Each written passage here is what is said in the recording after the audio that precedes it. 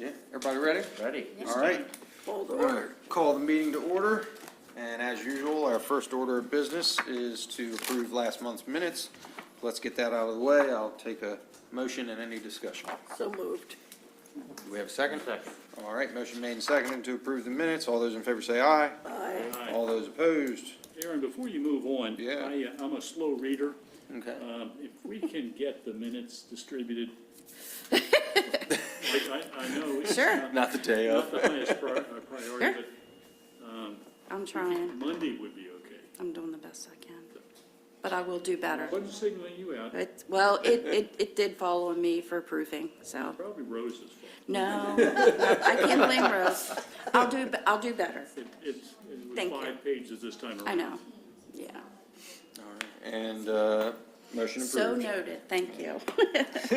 Appreciate it. So our speaker today is Nick Nick, Scaparnius yeah, very good. from Agora Commercial Realty, and he's on Teams. So Nick, whenever you're ready, you can take it away. Oh, there he is. There he is. Where? Hi, Nick. Up there in the corner. Oh, can we Yeah. get him to show up? I don't know that we can do that, but we can definitely hear him. If you want to speak, Nick, so we can make sure we can hear you okay. Whoops. Hopefully he hears us. Can you hear us, Nick? We text him. We can see you. We can see and hear you. He's not on mute. We have the worst tech here.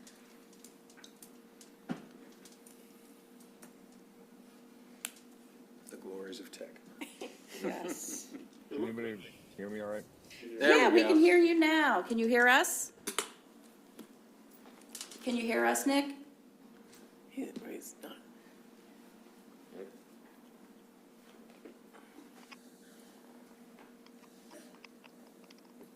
Hey, Nick.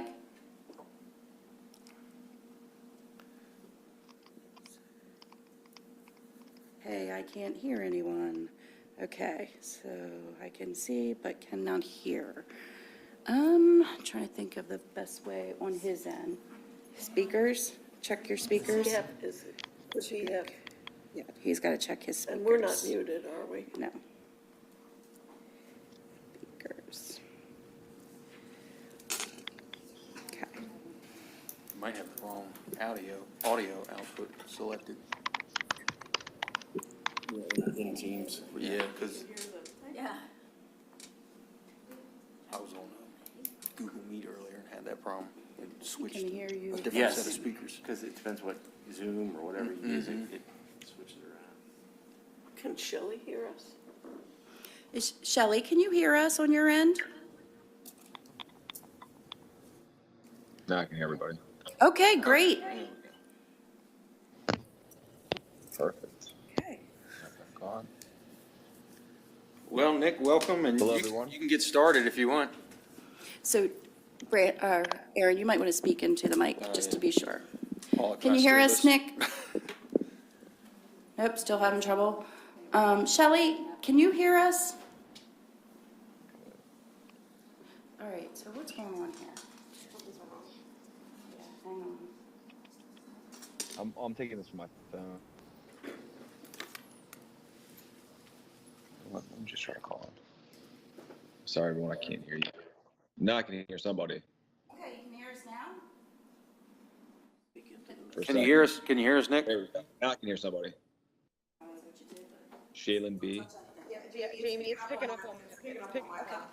Okay, so you can, Hey, Nick, so we're trying to figure, I can hear we're trying to figure out what's wrong with the mic.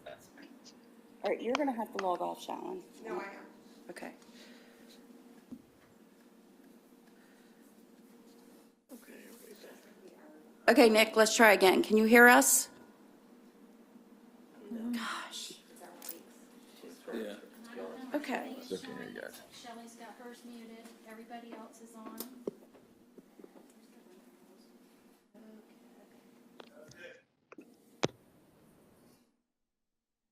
All standard where it normally is. I'm sorry, I still can't hear you. I could hear you when you guys were on the lap. There we go. Right now, Aaron. Can you hear us now? Yeah. Yeah. All right, Perfect. there we go. All right. All right. Sorry about that. No. Trust me, I have the same issues on my end sometimes. I can't even log on my computer right now. I'm on my on my phone. So I get it. Thanks everyone for having me. Yep. Sorry to put you down. Actually, I'm at my house right now. I have contractors here, so I'm sure everyone can understand that. I want to start off by thanking everybody. We were down there, I think, a month ago, getting plans approved, and ever since we bought the shopping center, everyone down there's been super, super, super receptive to the changes that we're trying to make there. And again, if I apologize if it's loud, I really apologize. There's contractors here. But I again appreciate everyone's help. We are trying to revamp the center, put some of our own touches on it, try to assist with what everyone's telling us down there and what the community needs. And, it really, and I'll let you guys ask questions as well. But just to kind of sum up what we've, the experience that we've had with Chestertown, Maryland, and we own probably 15 shopping centers around 3 states. And Chestertown is unique because the overall leasing throughout our entire shopping centers are doing very, very well. Overall, Chestertown, I think, is probably one of our least shopping centers, not for lack of attention or anything like that. We make every one of our centers a priority, but I think it's an amazing town, but unique town nonetheless. So, we believe in the town, we love the town, and for us, which is why we went forward and listened to everybody, and they came back to us and said we need apartments. So we took the initiative, went and got the plans approved, and the only reason why we haven't pulled the trigger on that, it's not your problem. It's the cost of debt is just extremely high right now. Whether it comes to construction, whether it comes to purchasing or acquiring, whatever the case may be, even to small fit outs, with tenants getting SBA loans, the cost of debt is very, very high right now. So, we do have every intention on building, every intention of building because we can, but just, going out to some of our lenders and just the cost of debt is extremely high right now, as I'm sure you guys are seeing across the board. If you guys have any questions, please stop me throughout the course of any of this. Getting back to specifically Washington Square, Chestertown, we've had some activity. I think some of the biggest issues that we're having right now, there's, people always ask me, Nick, why don't you guys bring a clothing shop down here? Why don't you guys bring it? And it's not that we don't want them there, and it's not that we don't have the relationships to try to get them there. But in the end, like the Audis of the world and the Walls of the world and all these major companies, they all have programs in which they will determine where their customer base is coming from, what they can justify, the demographics, the average household income, so on and so forth. And it's precise to an extent where they know exactly where they want to be, and you can drop a pin on it, right? So, it's one of those, the chicken or the egg. You more retail and then you get residential, or do you get more residential and it brings more retail? There's no right answer. It's more of an art than a science. But, we're seeing right now more mom and pop activity at Washington Square. Again, we just signed Dollar General, which, it's great. Always love to have credit. They're going to be doing coolers there too, so they'll have some refrigeration. And in the end, any national credit tenant you can bring to a community is going to bring another avenue of products, to supply the community. I understand what everybody's looking for. For us, it's been a little bit of, I think some of the tenants are having issues getting debt themselves. And I'm not saying that's all of them, but it's a plethora of things. You have one tenant that, is a cook and needs to, sometimes they need to take their professional hat off and put their entrepreneur hat on and their GC hat on and go in there and figure out what it actually means to be a business owner, not just a cook, right? Or a business owner, not just a stylist or whatever the case may be. And I think they kind of get into it sometimes with everyone over their heads and they don't understand the process. Not that you guys aren't, you guys are absolutely great to work with. I've worked with towns and wow, let me tell you, you guys have been fantastic and you guys are pro development and pro community, which makes our lives easier to try to get deals done and across the finish line. But in the end, I think there's a lack of whether it's uncertainty down there, with and again, I'm not talking to every single person down there. You guys are in it day in and day out, but I don't know if it's a lack of uncertainty. I don't know if it's a lack of funding or a lack of expertise. A lot of it comes down to build out costs for us. A lot of these tenants want to come in and they don't want to put that much into the space. They kind of, everyone's looking for a ready deal and so on and so forth. And I think that's one of the biggest issues we have when we just lost a tenant is they just like, look, it just costs a lot to fit out the space more than we anticipated. And I said, completely understand. But the rent that you're going to pay and justify is the rent that we need to be able to do the work that we need to do inside for you. So, i.e. putting up walls, ripping up floors, separating space, separating utilities, electric, mechanical, plumbing, and putting new HVAC units on if need be. All that stuff's built into the rent and the rent that we provide them. And then on top of that, they still feel that some of their fit out costs are too high, whether it be, for the China House, they have a hood unit there already. That's great. But, people in their minds want to spend $50,000 open a business. And in the end, to open up a business costs more than $50,000 a lot of times, especially for restaurants. So that's, if there's some sort of, and again, I'm not familiar. I know Jamie's been awesome, keep me up to date with everything that's going on down there with any type of funding or SBA loans or whatever the case is. But, if there's some funding for the tenants down there, forget us, the tenants, for their fit out, we're not looking for anything. We'll, in the rents that we provide, we can justify the work that we're doing. But I just think some of these tenants, just to be given an opportunity to get in, need a little bit of funding. I'm not talking hundreds of thousands of dollars, because if you need hundreds of thousands of dollars, you might as well just partner with them and be partners, in the business at that point. Maybe 20, 30, 40 goes a long way for some of these smaller tenants to be able to give them a comfort level to be able to open up, right? Maybe spread the wealth a little bit, instead of, 500 to one person. Again, I don't know how you guys do it. I'm just saying, I'm seeing across the board, again, one tenant did need $400,000 to open up a restaurant. In the end, he shouldn't open a restaurant. He should get some partners. It happens all the time. We have them everywhere. But some of them are only $30,000, $40,000, $50,000 short from opening up, restaurants or businesses for that matter. And, that might go a long way. And again, your vetting process is your vetting process. Do whatever you guys want. I'm just throwing some suggestions out there and what I'm seeing as I'm negotiating and how, why some of the tenants are there and why some have kind of drifted, let's just say, or can't pull the trigger. And I'm sorry if I'm going on. Please stop me if you guys have any questions. No, that's great. Thanks, Nick. I mean, that's what we were looking for, like firsthand knowledge of, your experience. Are there any questions from the commission? If I can jump. Absolutely. I'm just curious, not specifically who, but what types of businesses are you seeing, an interest from and who are then walking away or not? Just curious, generally, what types of businesses? Restaurants, you said? Yeah, so I had a restaurant, and the two restaurants we were dealing with, both of them were looking to relocate to our center. One of them had no idea what he was doing, way in over his head, and didn't make it a priority. And then the other one, she was right on the cusp of making it work, and I guess her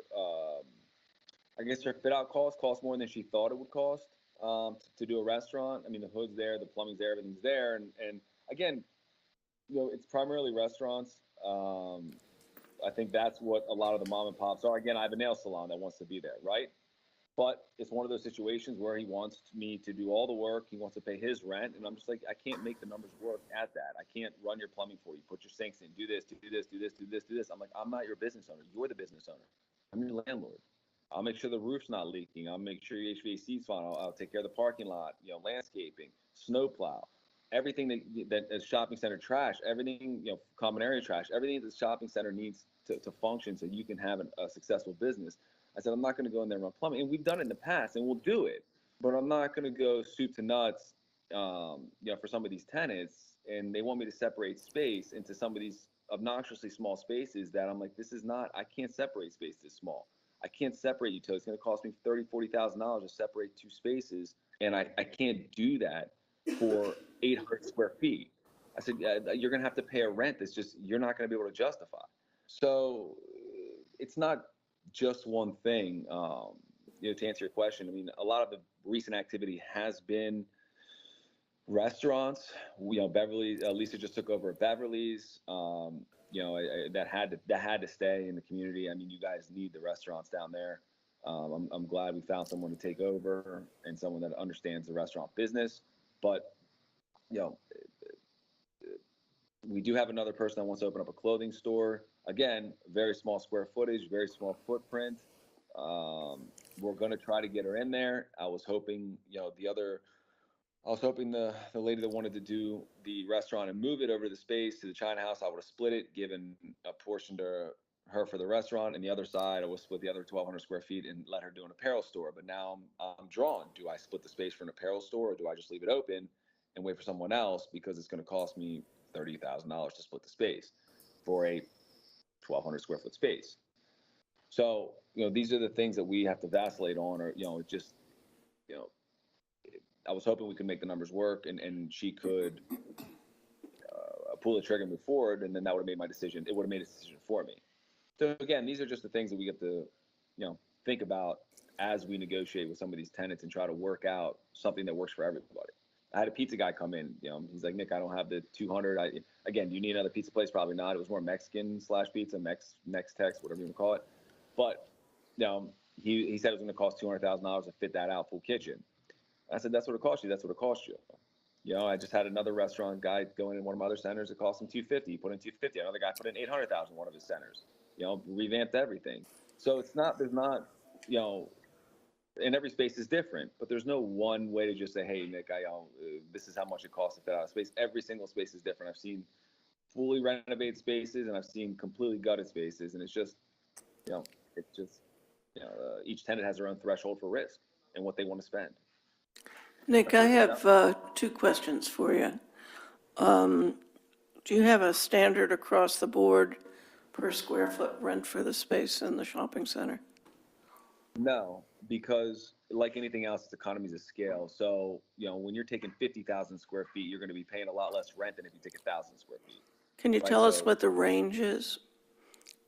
I honestly couldn't tell you off the top of my head. I have 15 centers in across 3 states, so I don't remember the range. That's why I write this stuff down, to be honest with you. Happy to send it over to Jamie, and she can share it with you guys. It would be it would be useful for us to have. How many vacancies are there in the shopping center? As of right now, I have the space on the end with the patio. That's about 3,000 square feet, give or take. I have the China House space, which is about 3,080 square feet, give or take. And then I have the PIP space, the old PIP space, which I have Atlantic in there, taking 1,000 of it until we build the space in the back, and then I'm going to move him over there. She's fine with. He just needed temporary space because I had to get him out of there because Dollar General was coming in, as you guys can see, and they needed the space. And Alex has been great. He's easy to work with. He's great. But that's my vacancy right now. But what about the Sears space? That's where Dollar General is. Oh, okay. Yeah. Okay, That's why Atlantic had to move. all right. It'd be useful for us to have an inventory of what you have available and associated square foot rental costs. It's got to be costing you guys a fair amount to maintain those spaces as empty spaces. So I guess my question for you is, how flexible are you to get somebody in just to keep the space occupied and heated and whatever else is necessary to keep it maintained?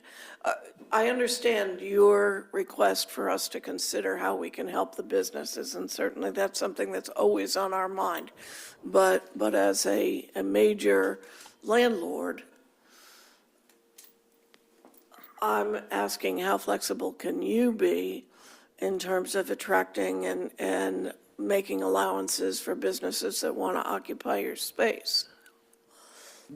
Yeah, happy to answer that. And if it's loud, I apologize. You're okay. So, I'm going to answer that question.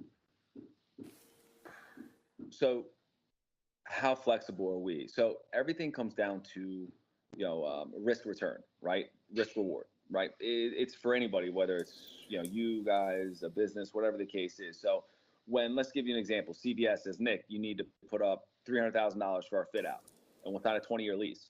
We'll put up the $300,000 tomorrow because it's some of the best credit you can get in the country. So when someone asks me, Joe's Bar and Grill says, Nick, can you put up $300,000 for my fit out? And he's personally guaranteeing it with next to no collateral, then it's very difficult for me to say, yeah, sure, here's a 300. Then he's out in a year and I'll never recoup that. So the flexibility comes more with me giving them free rent, right? Me giving them lower rents to start, right? And for the first 2 years, then I jump them up. There's more flexibility when it comes to if there's no collateral behind it, because I still have investors, I have fiduciaries, just like everybody else does. If I'm always willing to. I'll put it to you this way: I'm always on the phone and I'm always responsive. If I never duck and dodge anybody, even if it's 1,000 square feet. I always do my best to get right back to everybody. But in terms of my flexibility, I can only have so much flexibility when people are asking me for certain things that I can and can't do, right? Like I just mentioned, for instance, hey, Nick, stroke me a huge check so I can open up my business. Well, I'm not going to do that. If you have 7 businesses and you're personally guaranteeing with those 7 businesses, sure, let's talk, right? But if it's a guy that's just starting out and he wants me to stroke him a check, we're not a bank, right? We're not a lender. We're a landlord. So for us, I can get flexible with them. I can stroke a $20,000 check. I can stroke a $100,000 check. I can stroke a $10,000 check, something, or I can do some work for them with my contractor. I got to split the space. Look, let me just go do this, and this for you to help you out that way, right? I'll put a brand new $15,000 HVAC unit on for you, right? These are certain things that I can do. I can give you 5 months, 6 months of free rent to help you get open and started, right? I can, everyone has the same annual increases. That I can do nothing about because inflation is 12% or whatever it is, and ours is only 3% annually.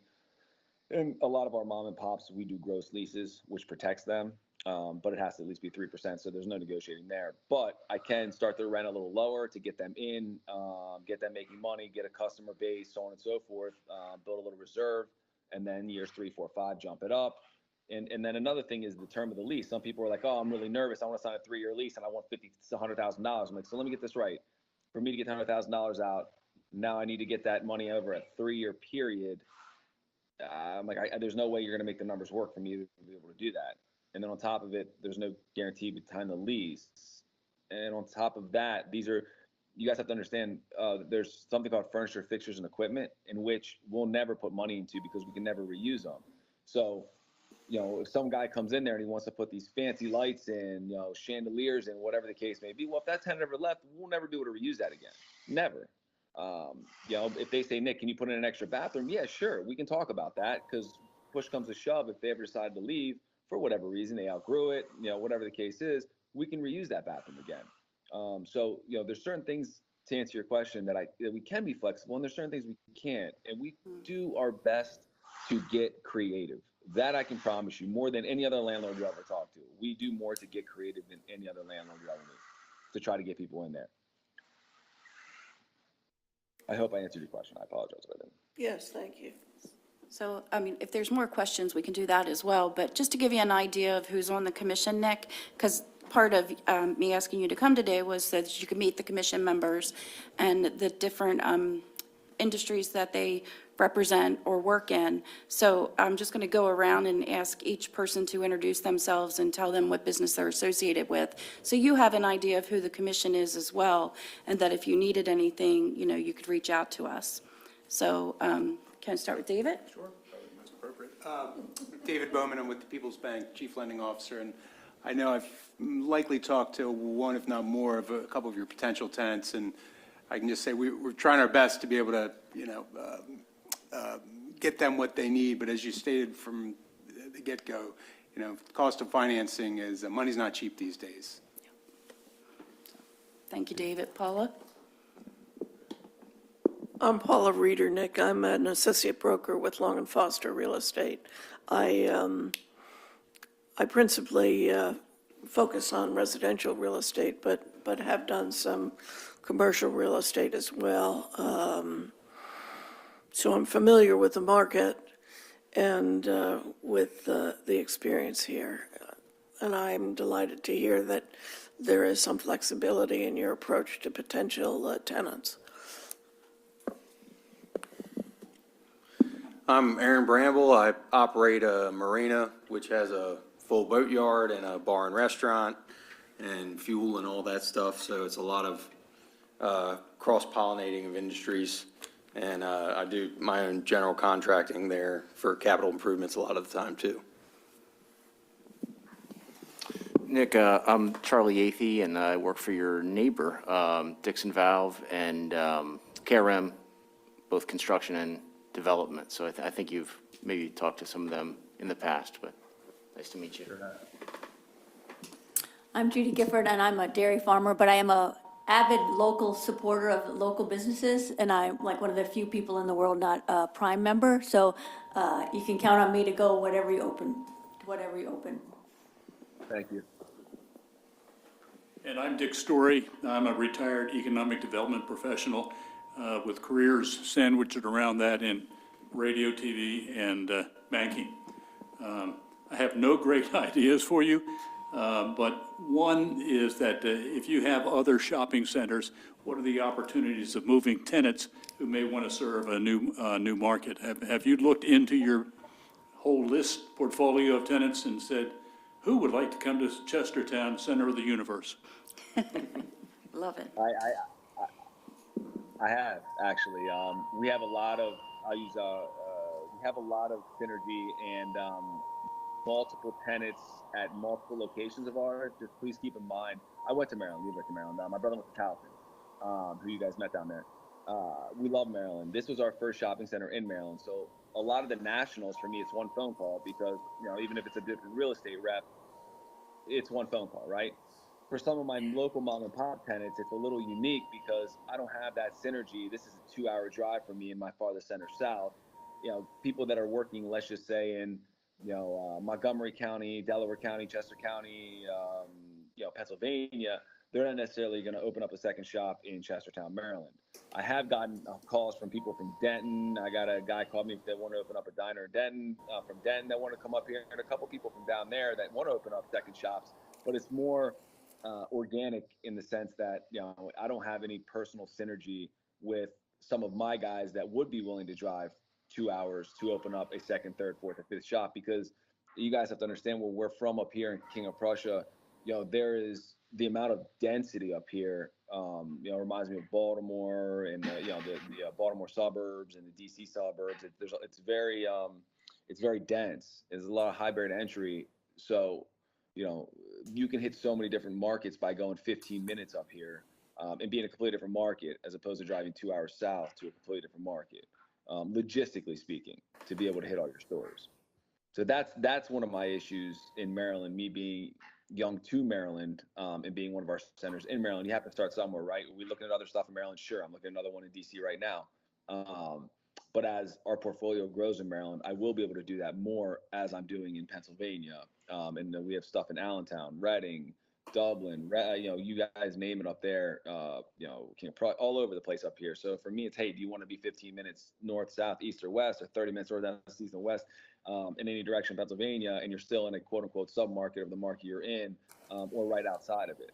So that's my issue of, yes, to answer your question, I try to pull people from Pennsylvania, but it's just, for me, even saying it out loud, it's a tough conversation to have.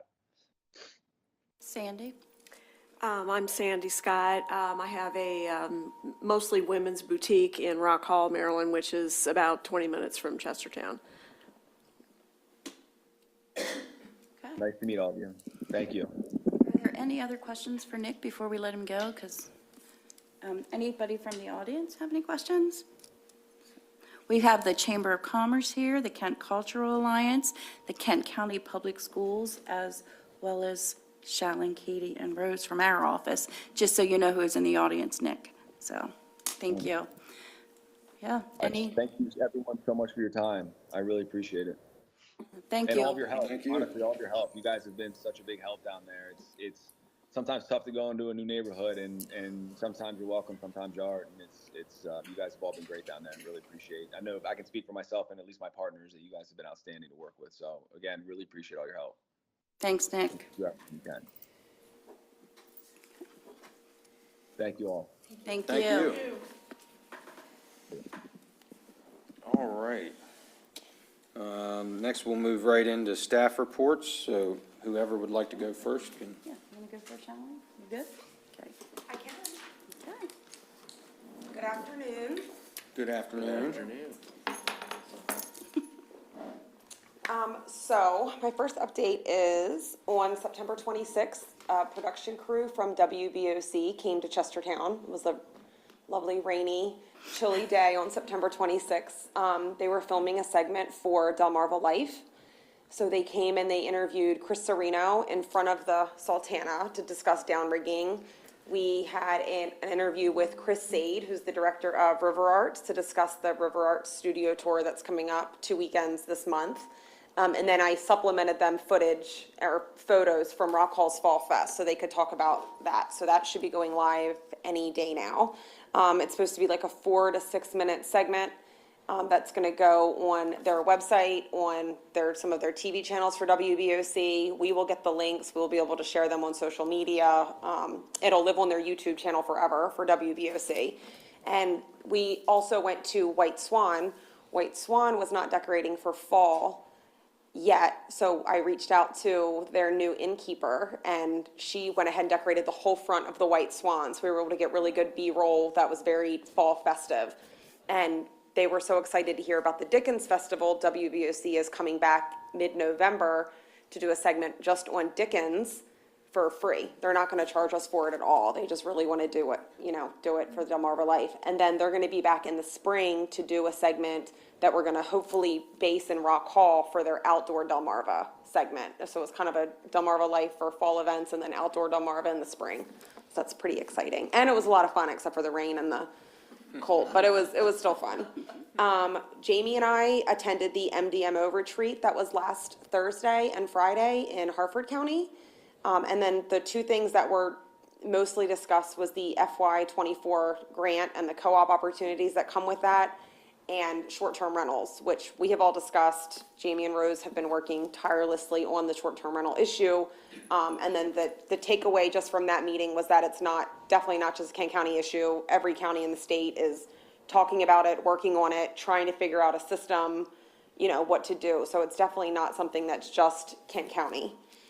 And then in the last couple months, we have been attending multiple meetings and some public meetings for the 5-year interpretive planning committee for the Chesapeake Country All-American Road. So just remember that. I'll quiz you later.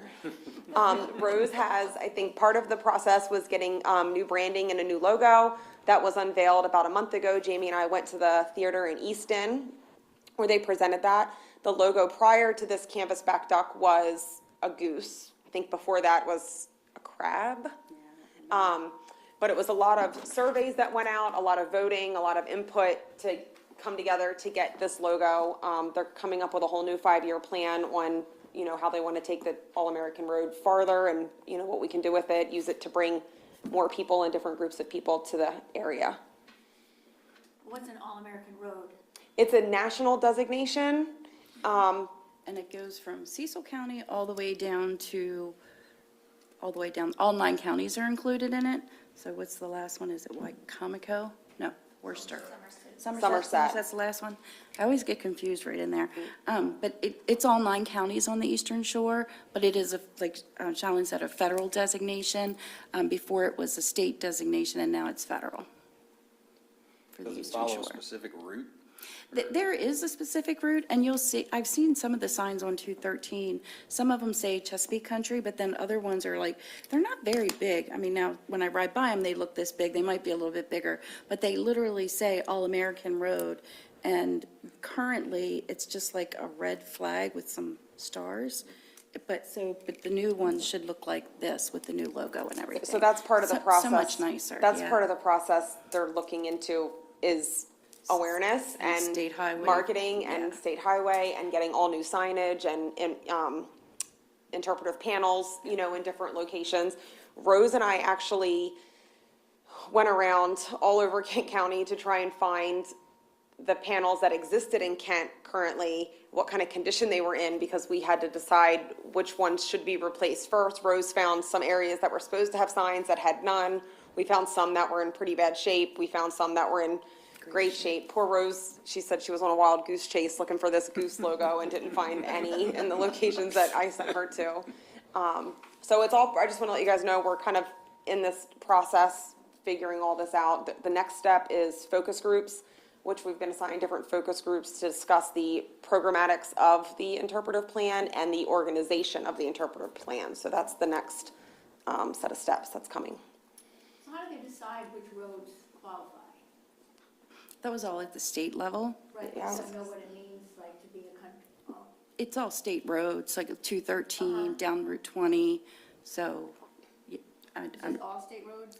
No, not all state roads, no, it's just, there is a map, and if you go to our website on the left-hand side, she's already got the new logo, and if you click on that logo, it will take you to the website, and there's a couple maps on there that might help. Okay. Yeah. Thanks. And I would say there's a map on here, I might be able to pass that down to Judy, that might help. Yeah, there you go, there's a map on the back. Yep.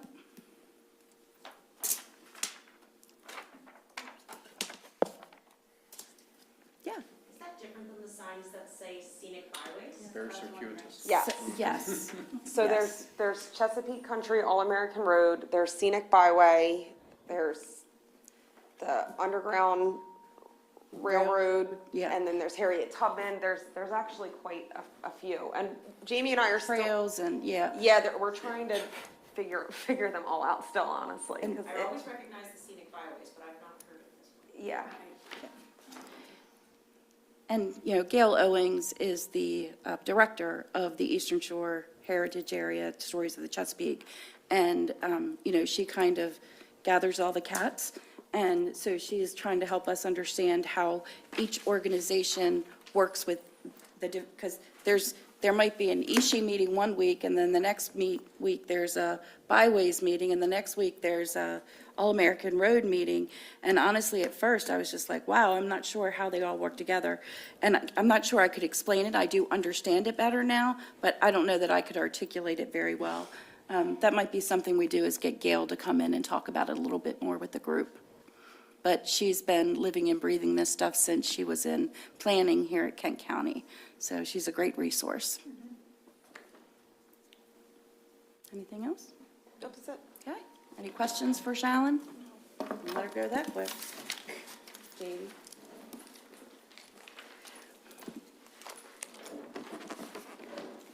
Good afternoon. Good afternoon. All right, I have a couple updates to share with you guys. The first one being the county website. I've been working with Sandy Nordoff, who is the county webmaster, and we're in the preliminary phases of diving in to create a new website for Kent County. So that's going to be a long project, but we're getting rolling on that. The next one is Economic Development Week, is October 23rd through 27th. So next week at the commissioners meeting on October 17th, Jamie and I will be going before the commissioners to get our official proclamation for Kent County. Anybody who wants to attend that is more than welcome to.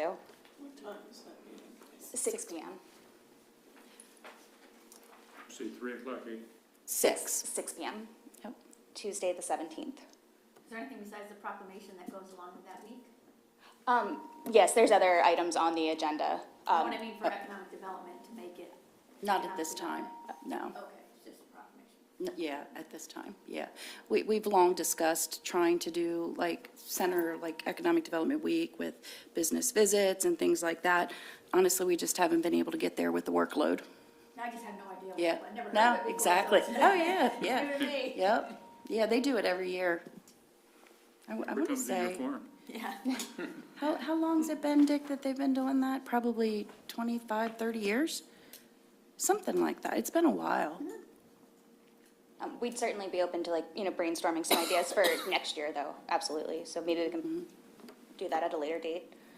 The next update is regarding department branding and form streamlining. I've been working with various departments throughout the county to help with branding consistency and also streamlining forms, helping create online forms and all of that fun stuff. We are also working on developing a social media policy. We've been working with Shelley on this. We drafted a social media policy that outlines how our county departments can handle, if there's any inappropriate content or comments on our social media pages. So we're drafting a policy. I've actually passed that along to the IT department, and Scott, the director, he's going to review that, provide feedback for us, and then we'll be meeting with Shelley to review that, to hopefully put something in place for that moving forward. And then lastly, tomorrow is our final webinar from the International Economic Development Council webinar series that we've been hosting. It'll be from 2 p.m. to 3 here in the Commissioners' hearing room, if anybody wants to attend in person. This last one is focusing on solving the workforce housing crisis. So, if anybody... Who is participating in that? Our department, it's a webinar that we paid for, so we'll be streaming it here. Our department, we've had interest from Nina Flegel has been attending those webinars. Nancy LaJoyce from Department of Commerce has attended them. She won't be able to make it tomorrow, though. However, they do send a recorded version after the presentation has gone through. We'd be happy to share that with anybody who can't make it tomorrow when we get that. It's usually within a week, right? Yeah, about a After it streams. So if anybody would like to attend tomorrow, please join us. And if you would like us to just pass the information along, we most certainly can. So. Katie, I have a question about the Kent County website. Is that the main website for the county, and that encompasses everything that happens in the county? Correct. Who else is participating in that design effort? Right now, it's just IT, and I'm working with Sandy on it. Once we actually get into developing, it'll be, each department's input on their particular pages and things like that. But we're in the very early stages of design, research, pulling what content we want on there, things like that. So it would include input from the towns, right? The towns all have their own websites, so no. I mean, we'll link out to those as we already do. Okay. But no, each municipality has their own. And at the bottom of our website currently, if you scroll all the way down, it lists the towns and it links to all of their information in their websites. Yeah, just tourism and economic development have thousands of pages out there. So that's why, and Katie's background with marketing and website development, we thought it was great that IT asked us to participate, because we do get a lot of feedback from visitors and, community members. So, being able to share that and be involved in the process has been good. And our department is meeting internally. We've set up a couple of departments to go through. We have a lot of really great resources on our pages. There's just a lot, and some of it's hard to navigate. So we are restructuring that for when, we take that to the new website to make that easier. So if anybody has any suggestions, I know Judy had some suggestions on a couple pages today. If anybody ever has input, please pass it along to us, and we'll definitely do what we can to incorporate it. And that's all I had. Any more questions? Thank you. Thank you. So, Jamie and I are continuing to work on the short-term rental project, and we actually met with 2 different property owners so that we could look at the back end from their perspective of what they see, what kind of receipts they get, what's taken out, what's not in regards to the local taxes. We have interviewed 4 different software platforms that provide identification, monitoring, and rental tax collection services. And we have final interviews scheduled next week with 3 of those platforms. The 4th one just does not provide everything that we were looking for, so that's why it's only with the 3. Once we've completed our interviews and have made a decision that we feel confident in, we will be presenting and making a recommendation to the county commissioners at their October 31st meeting. The short-term quarterly tax reporting forms and legislation have all been updated on the website, and we still have the county code to be updated, MOUs with the towns, and a lot more. So it's all still a work in progress.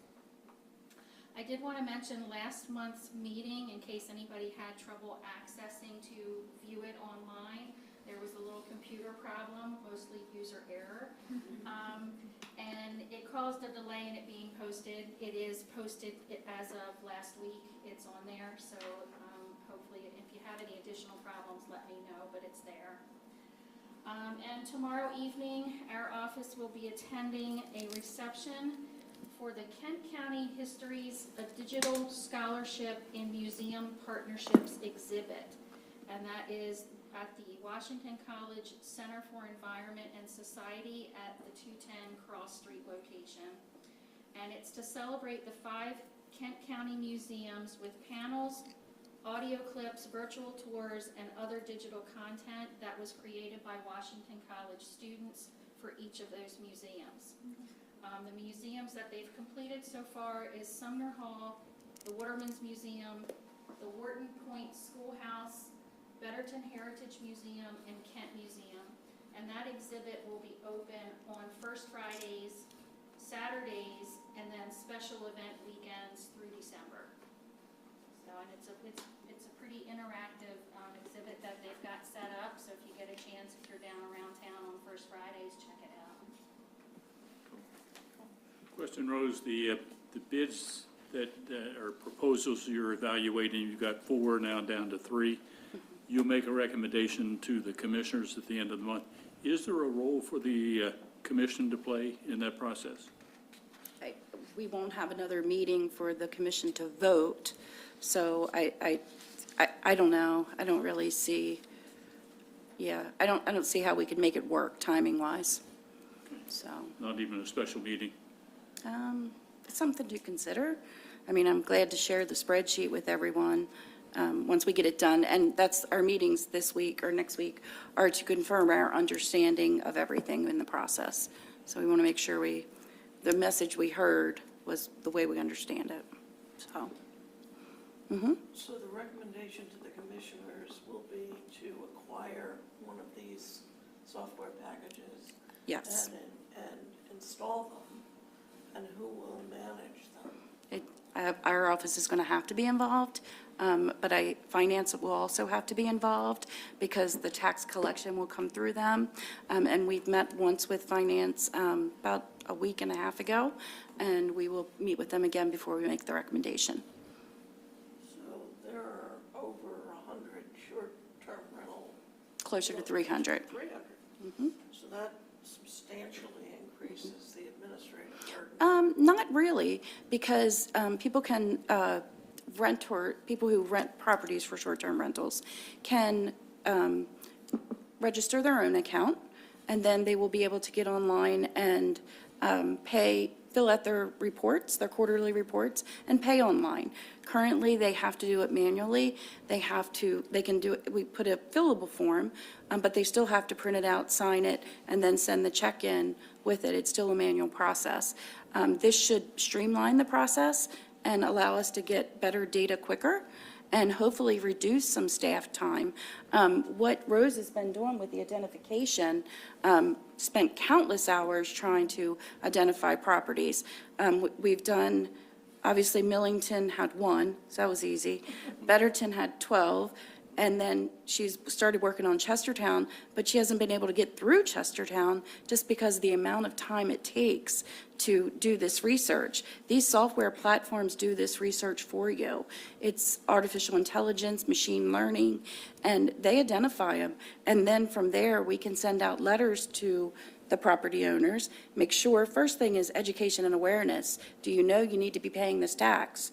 And then if they're not, then those letters the language in those letters gets a little bit stronger. And the next thing, we talked about working on the county code. There's so many tentacles to short-term rentals, so I don't want to go down a rabbit hole.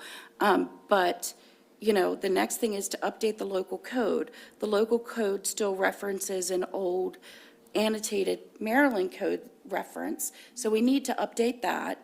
We also, I'm going to see, do we want to put, currently the resolution is separate for the 5%. Do we want that to be part of the local code? And do we want to put a penalty in the local code for not register and paying? So those are the conversations we need to have, but that's further down the line. What we're trying to do right now is identification, monitoring, and automated tax collection. And we think it'll save time. The planning commission is in the process of looking at the land use ordinance right Correct. now. And next meeting, I think they're going to be addressing uses. And I think it would be helpful for the commission to hear from you on considerations for short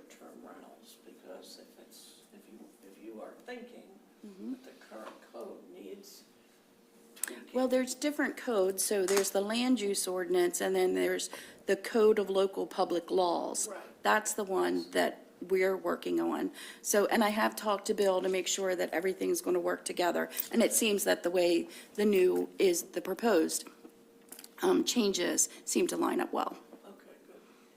What's the fee structure of the softwares? It does depend. Each one's a little bit different, but most of them charge for, identification is one price, licensing, monitoring, registration is another. Trying to think what else.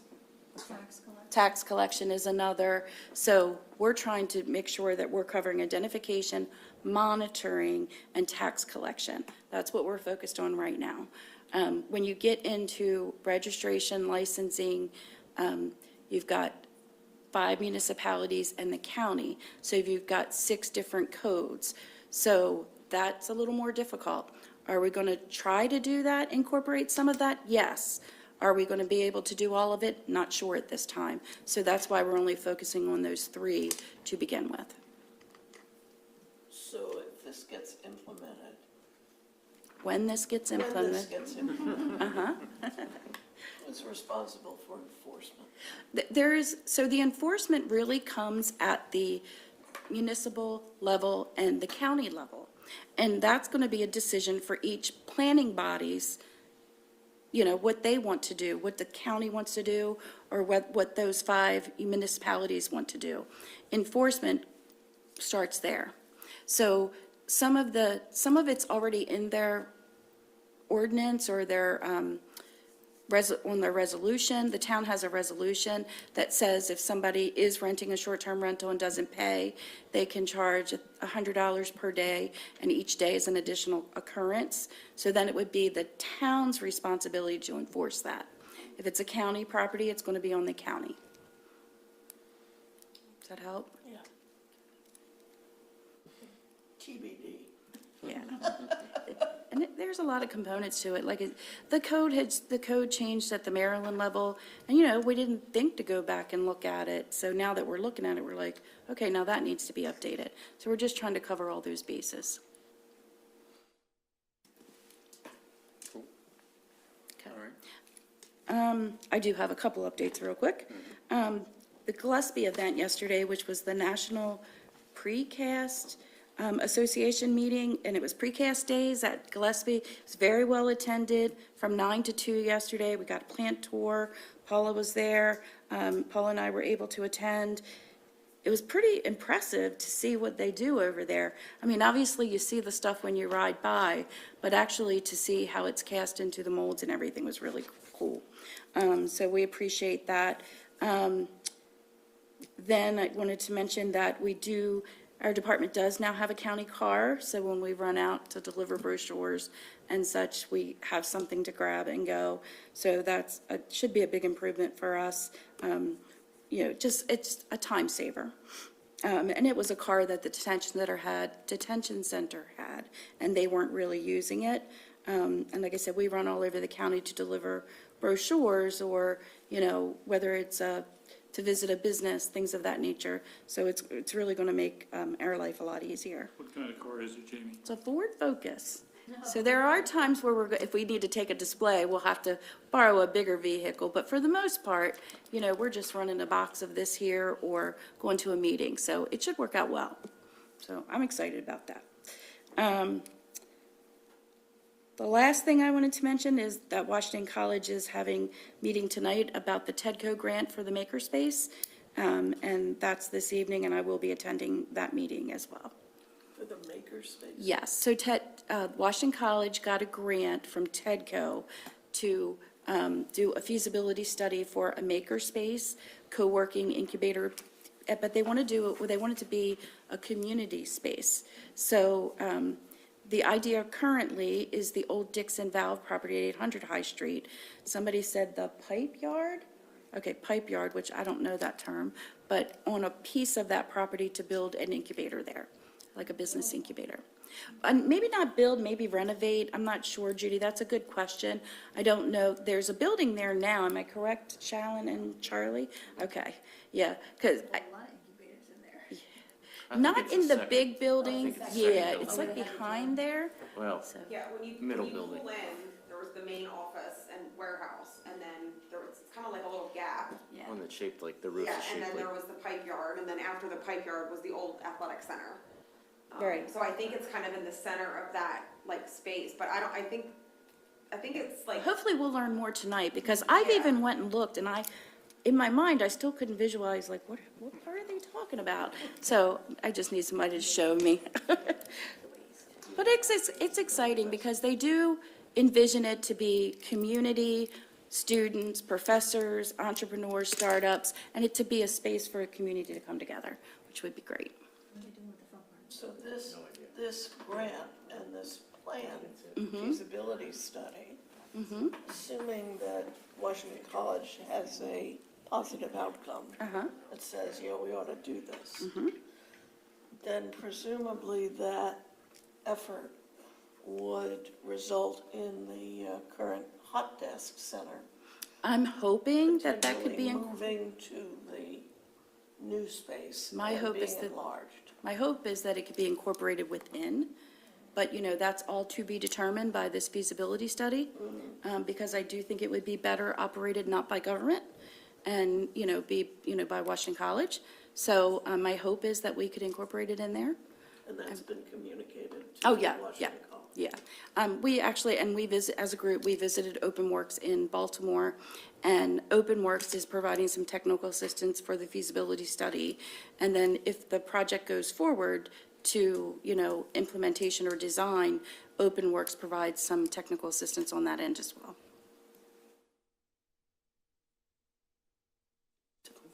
Yeah. All right. Thank you, everybody. All right, let's go into unfinished business. Do we have any unfinished business? Anybody? All right, that was an easy one. Let's go through that. We're going into new business. You have something, Paula? I have something too. You want to go first? You want me to go first? You want to rock, paper, scissors for it? Mine's pretty simple. Last Thursday, this past weekend was the U.S. Powerboat Show in Annapolis. So last Thursday I attended, and we used to be exhibitors there. This was the first year in like 35 or 40 years that we didn't exhibit at the Powerboat Show. You as And Tallchester Marina? As Tallchester Okay. Marina, yeah. It's not worth it. It's not worth it to do it financially. Figure it out. It didn't take me that long. Might have taken somebody. But just going as an attendee to check it out, it was the worst I have ever seen it as far as exhibitors, attendance, everything. It was dismal. And that's kind of speaks to what's going on in the marine industry, I think. And so I wanted to bring that up. And then if anybody wants to hear me rant about it sometime, feel free. I'd be happy to. Anybody who wants to listen, I can rant about it. Did you go to the sailboat show? No, we don't. We've never really fooled with that. No, I wouldn't recommend it. Unless the economy goes in a completely different direction. Yeah. And it goes back to a lot of it is, what came up in the presentation of cost of debt and inflation. All that is a big factor into what's going on in the marine. Well, yeah, the inflation of the boats of the marine industry is insane. Just a quick example of one boat that was there 10 years ago would have been a $40,000 boat. So you're talking about buying a car. That same boat this year at the show was $115,000. So now you're talking about buying a cheap house, so, and, how do you expect, families and stuff to get. Gas. Oh, it didn't. For the moment. Right. Yeah. Yeah. Okay. Paula? Yeah, I'd like to just address an issue relating to hot desk management.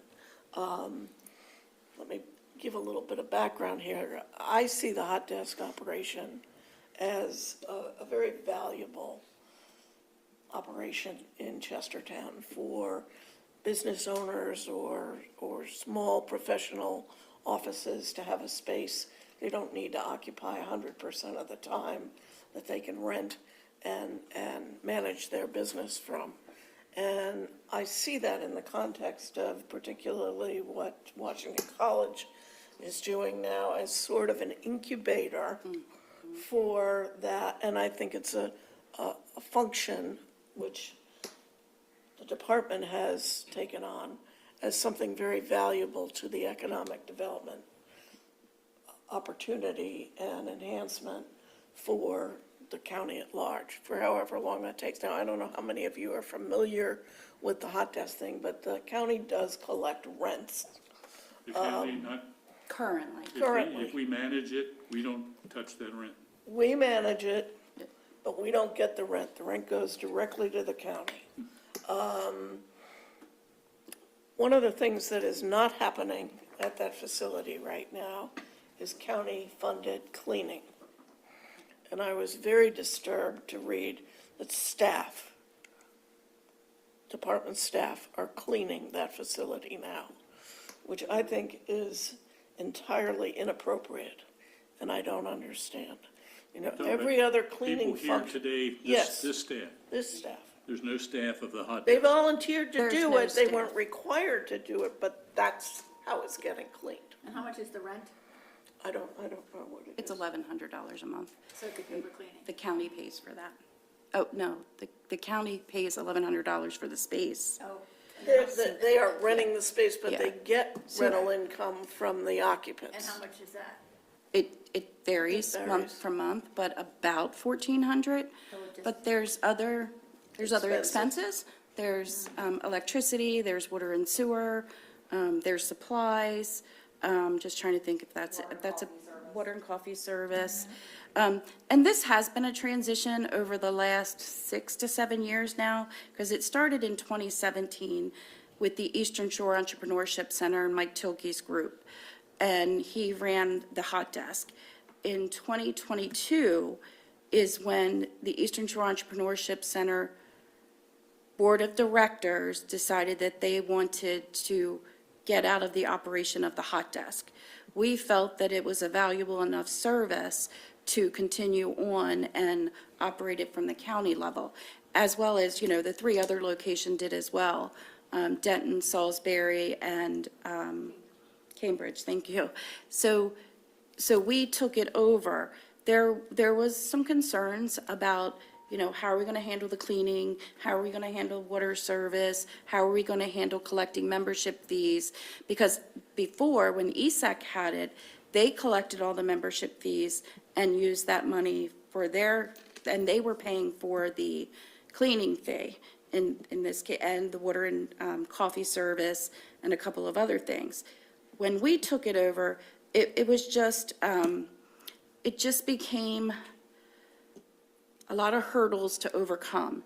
Now that we are in a position where we are fully collecting, even collecting the membership dues was challenging.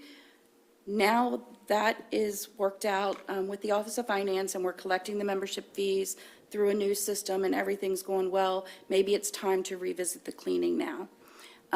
But at the time, it was just too many at one time to deal with. So I eat an elephant one bite at a time, and maybe it's time to go after that bite now and figure out what to do there. But at the time, it was just easier for us to clean it.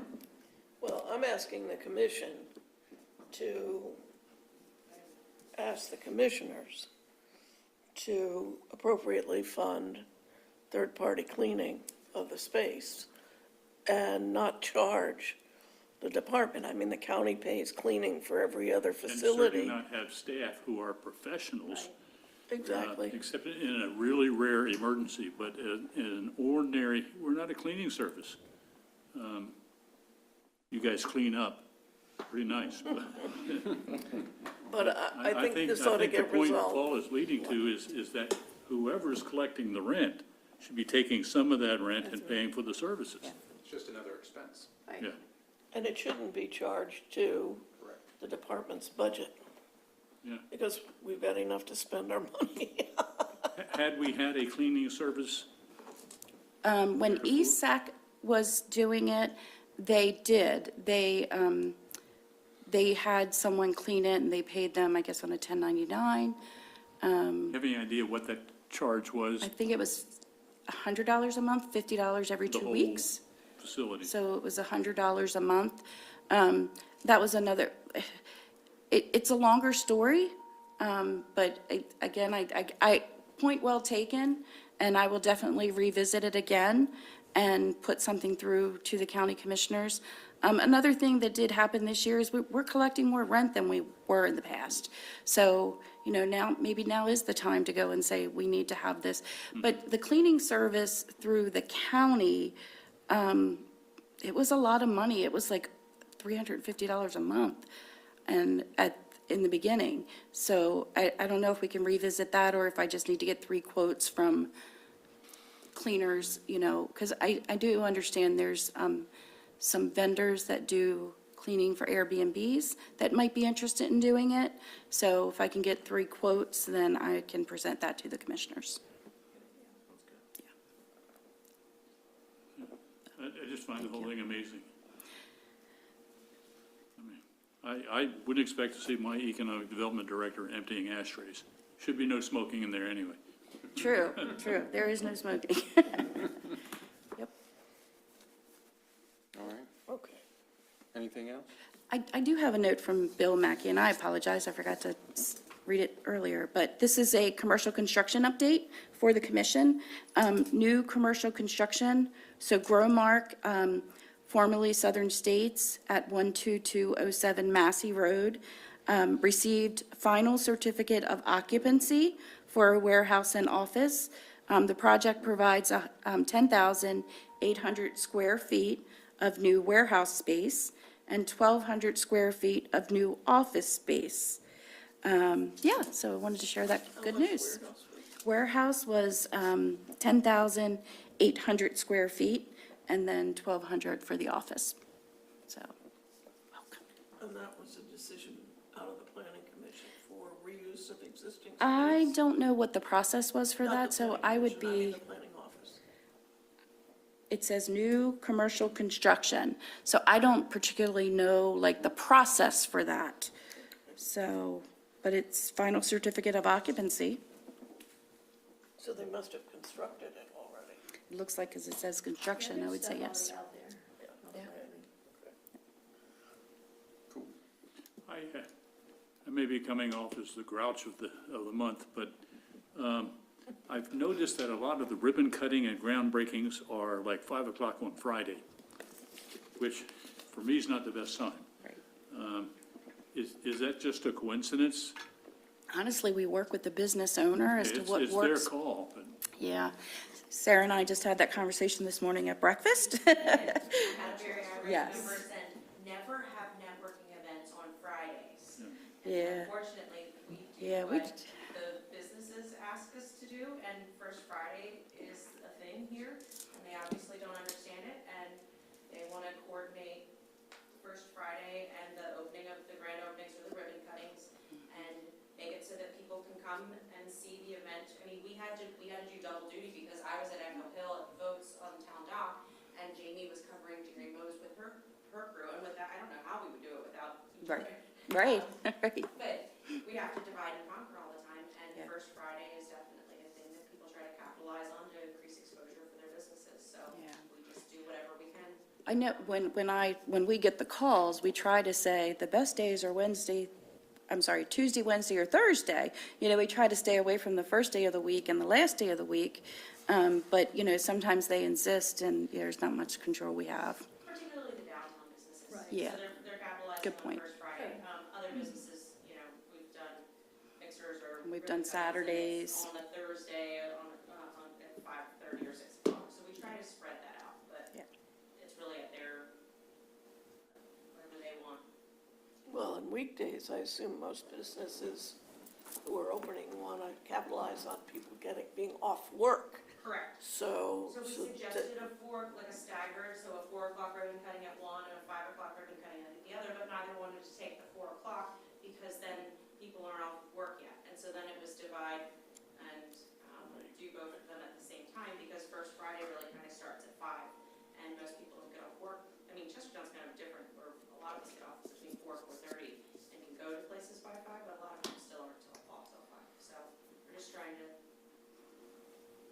them. Yeah, good observation, though. You're not the only one to make it. No, Okay, thank you. we just would never have a quorum if we invited this group. To, not First Friday, but to a groundbreaking. It's hard. It is hard, yeah. Yep. All right, anything else under there? All right. Any public comments or announcements from out there? All I right. just had one, I've been doing the State Department of Planning has these walk-in hours. They're on Thursdays from 10 to 12:30, or 10:30 to 12, rather. I did the first one, it was very well done. And then there's 3 more, if anybody's interested, you can go online and try to find it. But it was good. Yeah. And they're downloaded, so you can share it. I Yeah. think you could put it on the website or something. Yeah, we've shared it on social media. Yeah, that's cool, but the Walktober, yeah, that's pretty cool. Department of, was it planning or natural resources? Was it planning? It was planning. I Okay. couldn't figure out why I Okay. got the notice. Except Gotcha. for something I signed up for years ago. Okay, yeah, I remember it coming through. That's pretty cool. All right, cool. Well, thank you, everybody. And next meeting is November 8th. And with that, I'll take a motion to adjourn. Second. Motion made second. All those in favor say aye. Aye. All those opposed, we are adjourned. That's called a walking on. Yeah.